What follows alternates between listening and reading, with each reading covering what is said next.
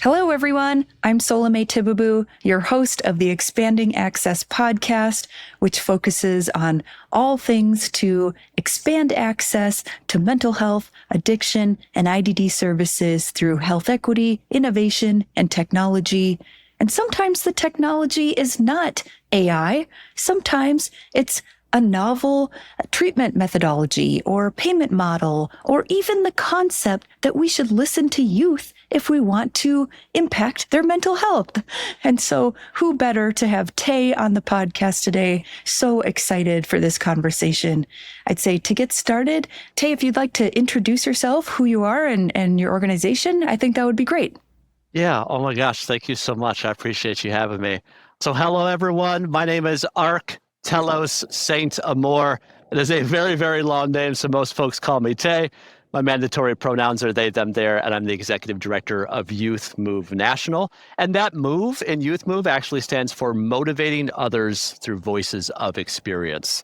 I'm super excited to talk about Youth Move National and really just like youth advocacy, particularly in the behavioral health space, because what makes Youth Move National, I believe, fairly unique, beyond just being a national chapter-based organization, we are entirely youth-led and youth-driven. So like I have the oldest staff member at our organization. All my bosses are youth. The majority of our board are youth. The majority of our staff are youth. They're mandated to be 60% youth, our whole board. So yeah, I'm just excited to be here and to talk with you and appreciate you having me. Oh, that is so great. I'm looking forward to asking you more about Youth Move's programs. But I also have to ask, how did you get into this field? Yeah. Oh my gosh. Well, it's like cliche, like, well, we have to go back to the beginning, but actually like we literally have to do. So I tell folks, and is it okay if we get a little heavy? Yeah, absolutely. Okay.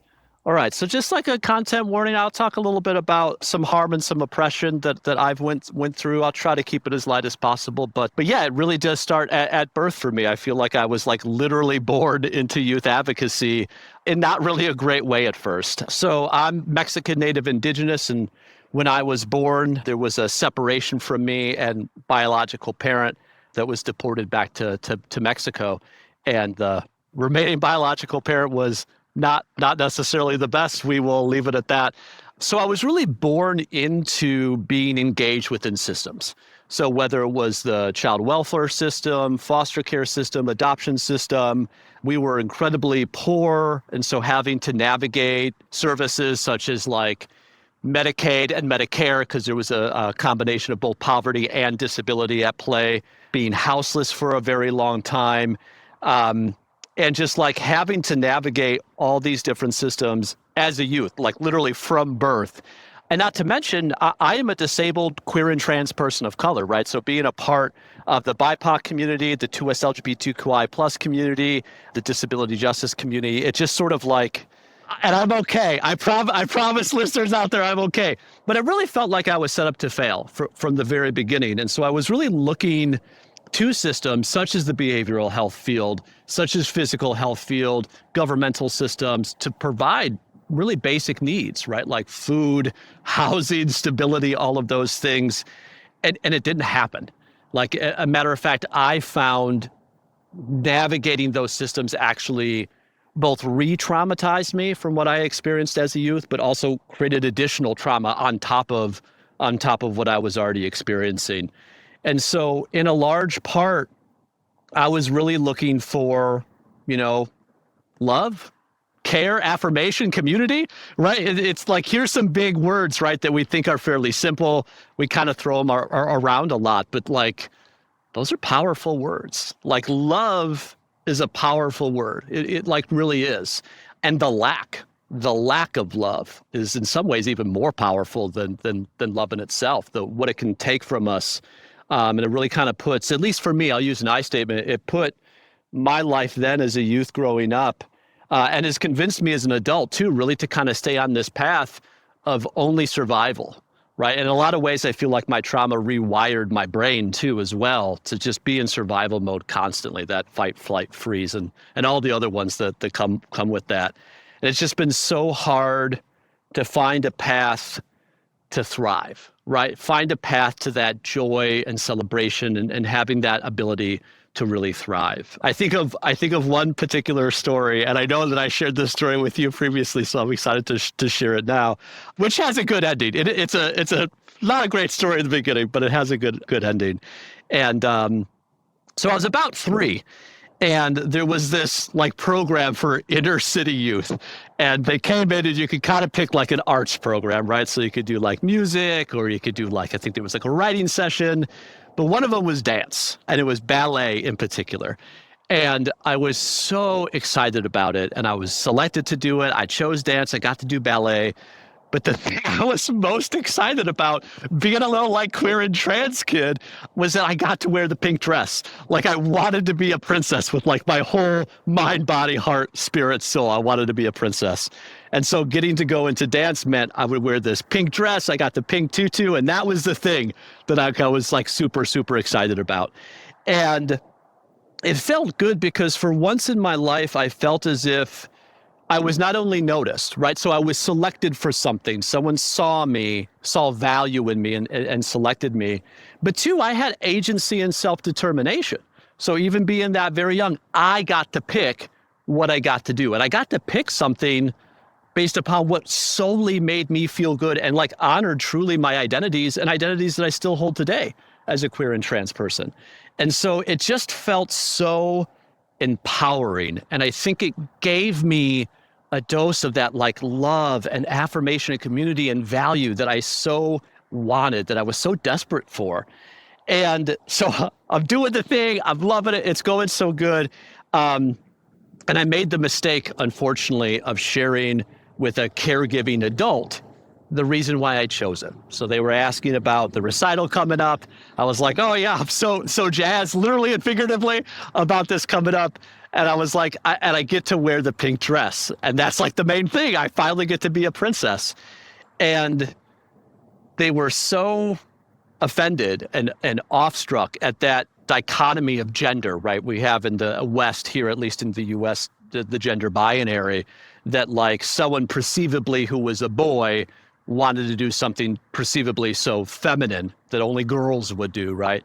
That, and again, strong language here, that notion was both literally and figuratively beaten out of me. And it was this strong lesson at such a young age in so many different things, in so many intersectional buckets. One, the power, again, of self-determination and agency, especially as a youth, especially as a systems-impacted youth, how beautiful and powerful that meant to me. 2, how that can feel when it's ripped away, especially for something that like had no rhyme or reason, no logic, like no transparency around. And then 3, unfortunately, it taught me a lesson in trusting adults. And that lesson was, you don't actually trust adults, like at all. You don't share your full holistic self with adults. You shove that down. Like, you need to navigate things on yourself and keep things, you know, as we say, close to the chest, figuratively, if you will. And it was a rough start. Like, I was legit, I was shoved into a little league outfit. I was forced into like a ball field. And I say sports ball all the time with my friends, you know, like I'm not a sporty spice. I am not a sporty person. And so it was a real rough lesson. Like it was tough love, quite literally. But it taught me that value of youth advocacy, letting youth lead, and what is happening with systems impacted youth. And so in a lot of ways, again, like, how did I get to this field? Like, I was born into it, you know? And so I was able to take those experiences and a lot more hard lessons that happened within those first few decades or a couple of decades of my life, and really try to do something with it. And one of the most powerful things that happened to me was, I'll say this very lightly, the carceral system entered into my life at some point. I'm very much so justice system impacted. You know, I was desperate for love and affirmation and community, and I found that in a gang. And I'm not proud of that, but you know, that does serve a purpose for a lot of folk and a lot of youth, that those lack of resources, that lack of stability, that lack of love and affirmation creates things that, sometimes are clearly not the best solution, but it does fill a gap. And for me, it filled the gap. But of course led to not long-term stability and far more harm long-term. And so when the justice system entered my life, I also got diagnosed, right? So I had co-occurring serious mental illness. I still have that today. So many diagnoses. I'm on my own substance use journey. So I have SUD, substance use disorder, and I engage with those things differently as an adult. But at the time, it just really equaled me being at one of my lowest points. And that's when a peer came into my life. And they just talked about their own experiences, what they were going through. And literally, and I'll use that term literally, in that moment, more so than any teacher, truancy officer, police officer, psychiatrist, therapist, doctor, clinician, primary care provider, adult, parent, caregiver, more than any of those folks that, make up, like, I guess in the field what we would call a system of care, both uppercase letters and lowercase letters, failed to do for me, which was just connect on a personal level to say, I get it because I lived something similar and you're not broken. Like, you are seen, you are loved. There's ways to navigate this. I've been navigating this. And if you need someone, I'm here. And I'm here to just even listen if you want. We don't have to problem solve. Just tell me what's going on. And it just was so powerful to me. I'd never experienced something like it.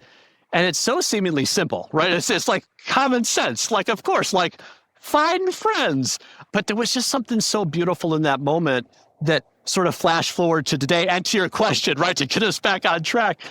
That's a big part of what Youth Move National does is youth peer support, right? Is finding those folks who have those two buckets. Similar in identity. So like for me, I needed someone who was a queer and trans person of color, disabled, right? Shared those identities, and then shared those experiences as well, right? Co-occurring serious mental illness, substance use disorder, criminal justice system involvement, and so on and so forth. Finding those people and then connecting them together to create that connection, to create that healing, that powerful healing that can come from that. And, we do it with immense training and curriculum and a huge and like all of these things, right? Really to ensure that it's a healthy as possible, it's as safe as possible environment. But that's a big part of what Youth Move National does, is that youth peer support. And I just feel so honored to be a part of that, because that's for me where it felt like my life truly started, was in that moment where I started to see the difference between what survival was and what thriving could be. And although I haven't quite made the full shift, I try my best. So that's how I got into the field, and a little bit more about Youth Move National, if that's helpful. Wow, Tay. I say it all the time, just how grateful I am for you to be willing to share your powerful story, and that you are the one to lead Youth Move National. I mean, who better, really? And two, I couldn't have articulated better the power of peer support. I mean, it comes up so often in our field and even throughout the BHT community. But really, there's nothing quite like a peer. And I'm so grateful that you would share your story to just demonstrate that so beautifully. So I'd like to ask you a little bit more about your perspective working with youth now, yourselves and your team. What are adults getting wrong about youth mental health? Let's start there. Oh, I'm so excited about this question. I feel like a lot. Yeah, I feel like a lot. And even, and not to throw shade or put people on blast, but even like practitioners like in our field that like are very visible and I'm sure doing very good work, I feel like they do get a lot wrong. One, because rarely am I seeing an organization like Youth Move National out there in the spaces that we are sometimes in that's truly youth-led and youth-driven. And again, I'm an adult speaking on behalf of youth as well, right? So I am complicit in this as well. But I'm seeing a lot of large organizations that don't have youth advisory councils, They don't have youth on their board. They don't even consult with youth. They just get up there, they do evidence-based academia type things that like don't involve peers, don't involve the community in which they serve. And so one, I just really believe that the approach is wrong in a lot of ways. And even if they do some of those things, they tend to be done in a very like tokenistic way, in a very like exploitive way, in a very voyeuristic way. Like they want to hear our sob stories, right? They give me your pain so I can put it on a donation brochure, so I can send it to my donors, so I can fund my organization.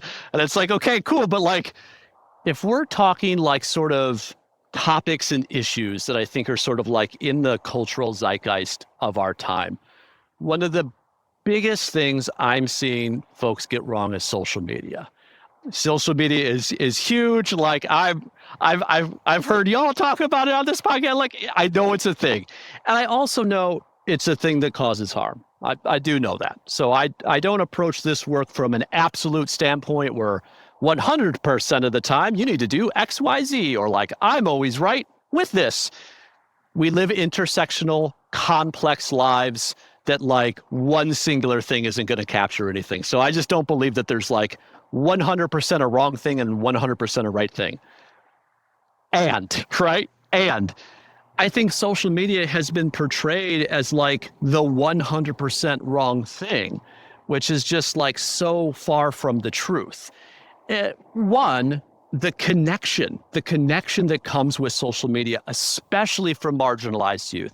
And we're actually seeing that now in the data. Right now, there's research coming out that is showing, especially 2SLGBTQIA+ folks, that the ways in which they're able to build loving, affirming community, those three words again, right?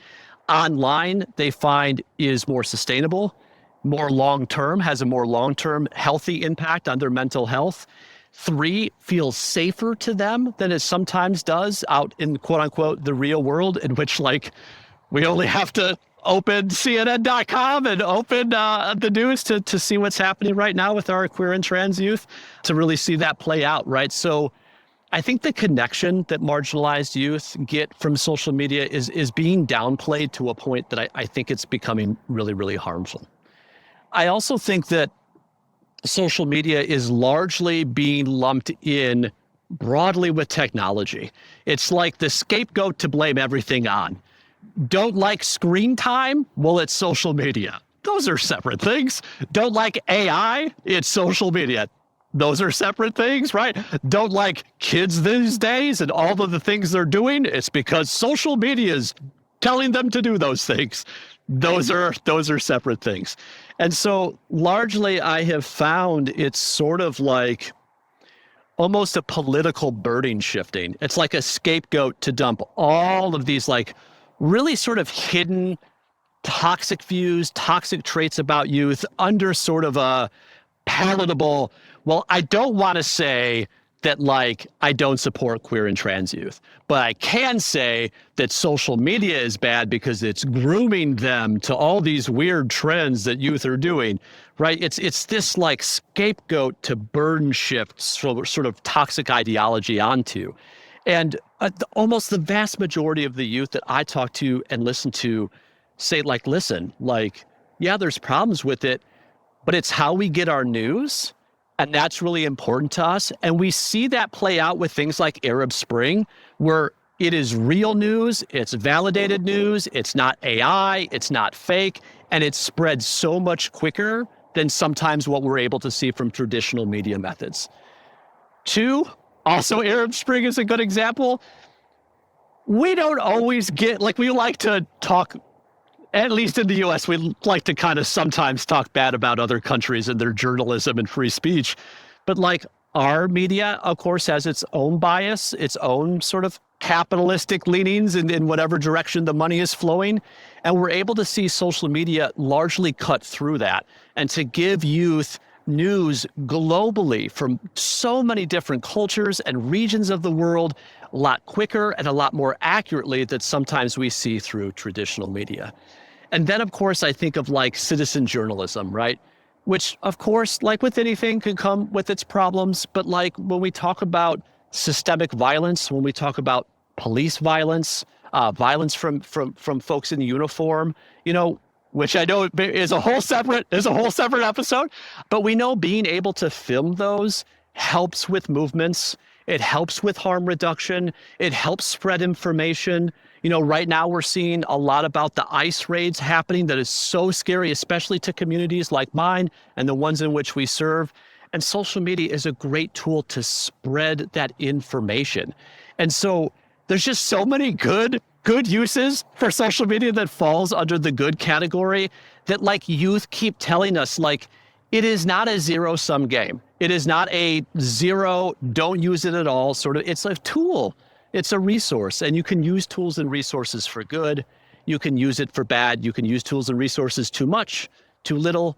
It's all about finding that balance. And the ways in which I think adults and folks within our behavioral health field have sort of traditionally approached it in the past was that it's all bad.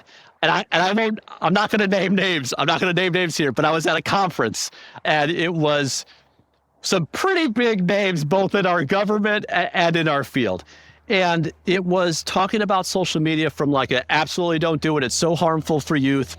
Be it none of the presenters were youth, none of the organizations were youth-led. There was no youth in the room. It was just welcome to this closed-door meeting of adults to talk about how bad social media is for youth, not right? BHT then, surely. Yeah, no, it was not. It was not. No, it was not. And so after they get done with this huge, long spiel, I kid you not, they were okay, everyone take out your phones, scan the QR code to do our email survey, and then and subscribe our YouTube page. And if you want to share it on LinkedIn and go on Facebook, we would really appreciate it. And we have all these upcoming webinars coming up that, you can find those at our Eventbrite page. And it was just wow. Y'all, and that's a big part, I think, of youth advocacy also that we miss, is that this could be done intergenerationally, and it could be so beautiful. We miss that sometimes as adults, that if we just sort of slowed down and remembered what it was like for us growing up, what was our version of social media? Cable or colored TV or TV and generator or newspapers. There's always been this advanced in technology and arts and journalism and media and ways to get information that has been demonized throughout the generations. And again, all these things come with problems. I get it. But largely, I think we're burden shifting onto social media when we really shouldn't. And the last thing I will say about this, just because I think social media is such a good emblematic example of what's happening, is that the vast majority of youth coming to me, talking with us, coming to Youth Move National, are listen, I open my front door and I'm terrified of all of the violence that's taking place globally. I don't even want to talk about Iran right now, right? I turn on the news and the world is terrifying. What I need is less violence and less war. I walk out my front door and I see 90-degree weather in February. Climate change is very real, and it is affecting my community, my life, my neighborhood, right? We have to cancel school because it's too hot and we don't have air conditionings. Climate change is very real, and it's affecting my life. I'm graduating high school, and I have zero money, and I can't find a job. And if I do find a job, it is minimum wage and I can't afford housing. And I am being told by politicians it's because I purchased avocado toast and refuse to live with a roommate, right? So I can't find stable employment, stable wages, which of course affects my ability to find food. And so that's why I think youth are so mad about social media, because not only is it the wrong thing to focus on, they are screaming at us about the things that are truly affecting them, that truly matter to them. And they're the same things that affect all of us, that affect me, that affect you, that it's that the world is on fire, both literally and figuratively. And we're you know what? Social media is the problem. Just turn off your phone. Okay, cool. Thanks, Gramps. That's going to solve my day-to-day problem. There's food in the pantry and I have a living wage job because I turned off Facebook and didn't buy avocado toast. Thank you. Yeah, so I know that I've been talking about social media for a while now, but it's such a good example because it's leading down sort of dangerous paths where we're sort of blaming it on everything and essentially claiming that like youth, again, are inherently broken, inherently fragile, inherently weak, right? And so we can see things such as like rising rates of autism, right? And we're hearing like, well, it's because like youth are inherently broken. Well, no, it's because we're lowering stigma. We're talking about it more. People feel more comfortable coming out. We're getting better at diagnoses. Science is happening. We're learning more. There's so many really real, valid reasons why we're seeing these things. And in a lot of ways, that's a great thing. We're making progress in a lot of good ways in our field. And then all of a sudden, like, no, we're seeing it because like there's something inherently wrong with this generation. It's in the drinking water. It's the fluoride. You know what I mean? It's like this thing, and then we're doing the same thing with things around queer and trans youth as well. It's so scary when people are able to sort of push policy through because they can just easily point to this new generation is inherently broken. Then they're the problem. Then they're at fault. It's the victim's fault. There's something wrong with them. It's not us. It's not the system. It's not the global world that we've been put in and us participating in the way in which we do. Nope. It's just youth. And that's really, really dangerous. So I hope that makes sense. Really great points, Tate. Thank you so much. I'd love to circle back to the peer support piece. It feels like peer support is seemingly everywhere now, but the field doesn't really seem to agree on anything at the same time. Whether, what is it, how to provide it. So help me understand, what is peer support to you and how does your organization engage with it? Yeah. Oh my gosh. Okay. And we have 7 hours for me to answer this question, right? Yes. Okay. So let's start at the beginning, right? I think folks who are just now learning about peer support or just now really kind of fully advocating for peer support, I think largely view it and have seen it as a workforce, which it is, and it's a valuable workforce, and I'll talk about that in a moment. But peer support started as a grassroots movement. It started as something that was predicated upon abolition-based movements, liberation-based movements that said our current systems harm us so much that we need to take care of this for community by community outside of those formal systems. And there's a whole path still of peer support advocates that are staunchly anti-workforce, and they hold on to that grassroots movement feel of it, which is great. I mean, I think all of the things are needed. And so I think, one, just knowing where it came from, I think will be helpful. Two, even the folks who kind of do both or are on like Youth Move National side, we're a little bit more workforce and credentialing and things, argue just about that, about credentialing, right? Like some folks say, no, my lived and living experience as a peer is all the credentialing I need. And there's other folks that say, yes, and you need a little bit more, right? You need to learn how to work with certain populations, how to do trauma-informed care. What is intersectionality? How do you assimilate and acclimate to some of these social justice theories and practices so that you're ensuring not only are you not re-traumatizing yourself, but you're not creating additional harm to the folks you seek to serve. And that does take learning. That does take growth. That does take practice and patience and peers to help you get there, because that's what we believe in, right? And so we fall a little bit more on we like the workforce side of it because we're just as important. And this is another I statement, so viewers at home don't get mad at me, but like, I feel like we are just as important as clinicians, just as important as primary care doctors, just as important as folks prescribing medication.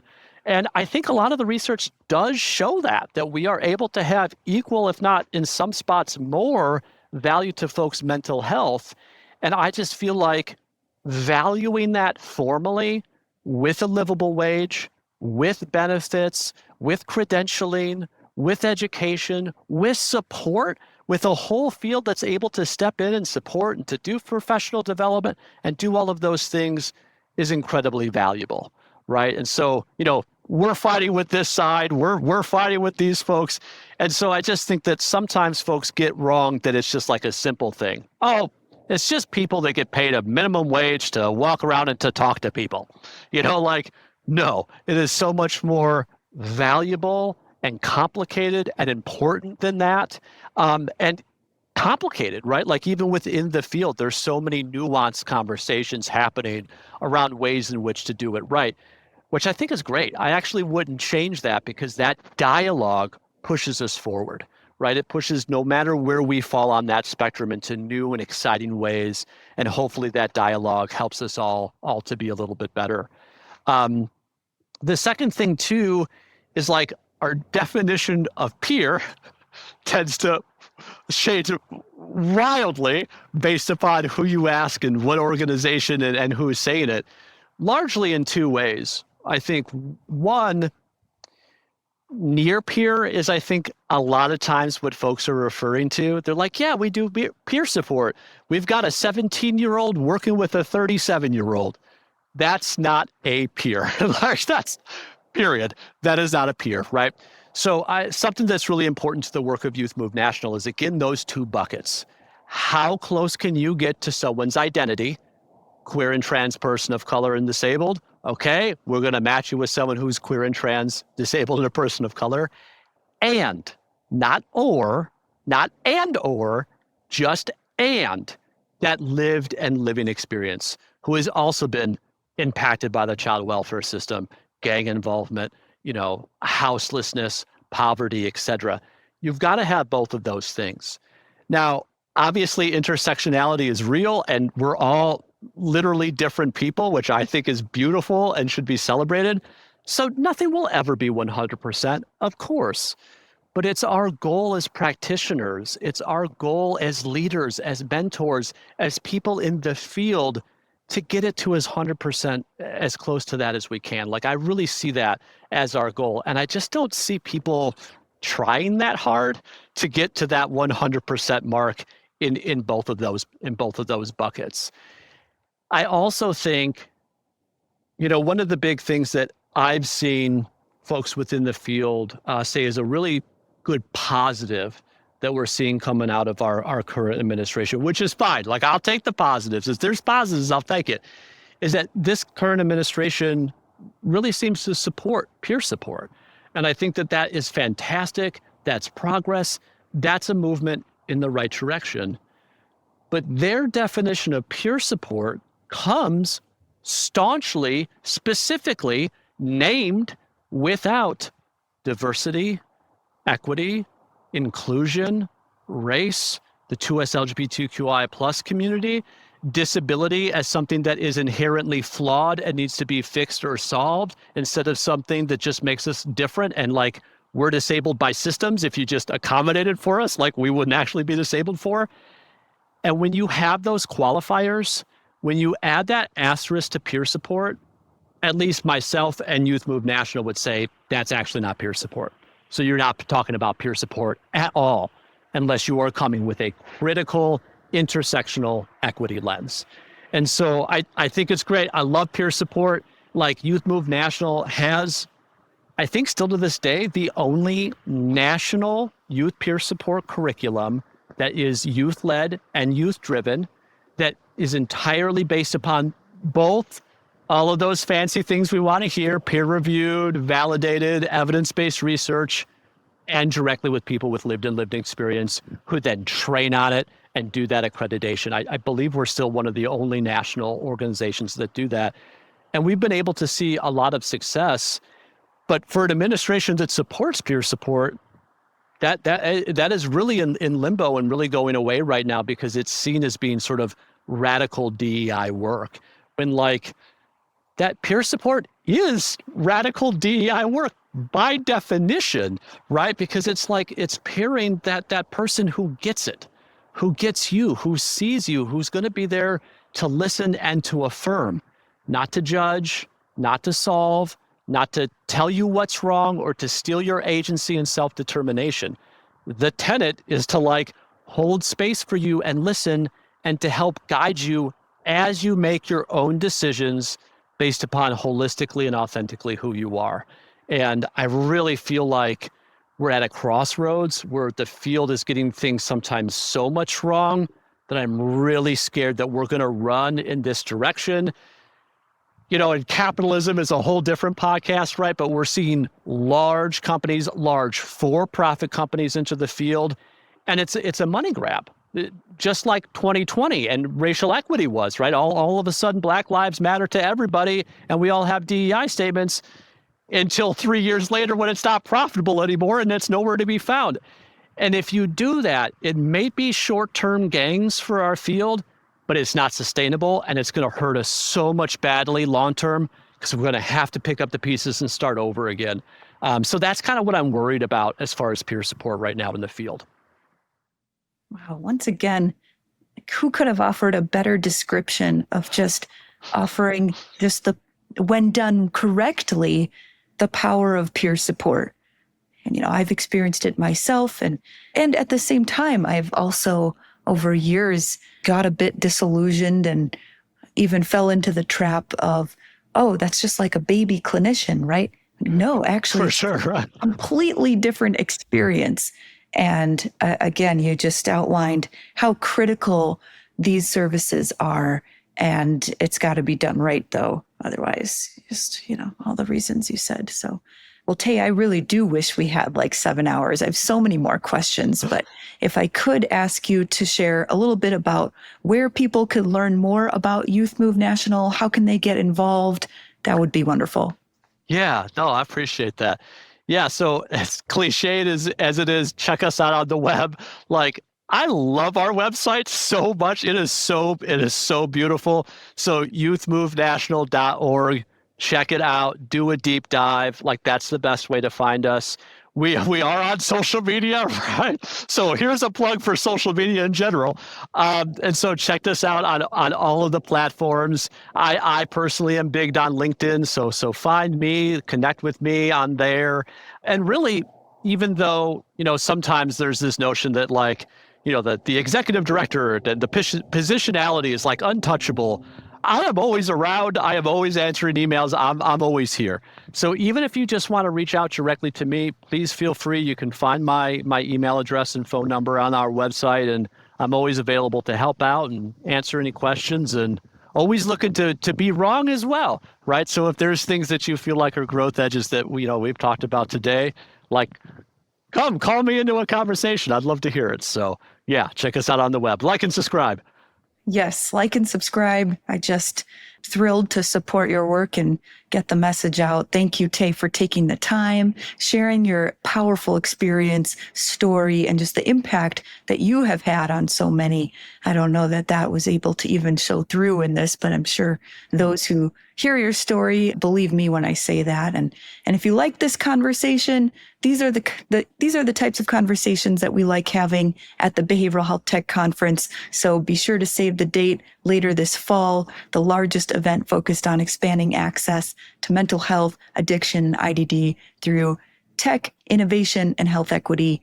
And thank you once again, Tay, for joining. Of course. Thank you so much.